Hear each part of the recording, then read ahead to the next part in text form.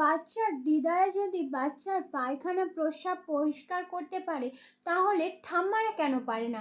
ঠাম্মারা পায়খানা প্রস্রাব পরিষ্কার করা তো দূরের কথা, সামান্য যদি বাচ্চার তোলকেও দিয়েছে, ছোট বাচ্চা বারবার খেলে বারবার তলকায়, সামান্য যদি তোলকেও দাও সেটাও পরিষ্কার করার জন্য বৌমাকে ডাকতে হয়। বৌমা এটা করেছে, বৌমা ওটা করেছে, বৌমা এটা পরিষ্কার করে দাও, বৌমা সেটা করে দাও। বাচ্চাটাকে একটু সামলেও পর্যন্ত রাখতে পারে না। শুধু আদিক্ষেতা এমন ভাব করবে যেন বাচ্চাকে কত ভালোবাসে। বাচ্চার ঠামারা কি পারেন জানেন তো? শুধু খুঁত ধরতে পারে যে এটা হয়নি, সেটা হয়নি, ওটা করেনি, সেটা করেনি।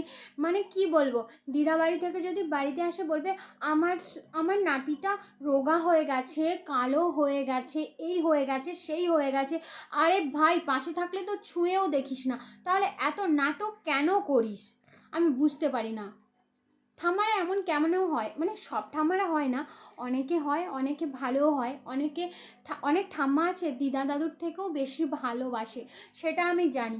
কিন্তু অনেক ঠাম্মা আছে না, এমন নাটক করবে, আদিক্ষেতা করবে যেন প্রচণ্ড ভালোবাসে, কিন্তু পাশে থাকলে তাকে ছুঁয়েও পর্যন্ত দেখে না যে নাতিটা হাগু করে পড়ে আছে বা বমি করে পড়ে আছে বা প্রস্রাব করে পড়ে আছে, ছুঁয়েও দেখবে না। আর যদিও জানতে পারে যে কিছু করেছে, তার জন্য বৌমাকে ডাকতে হয়, বৌমা এটা করবে আসো, বৌমা ওটা করবে আসো।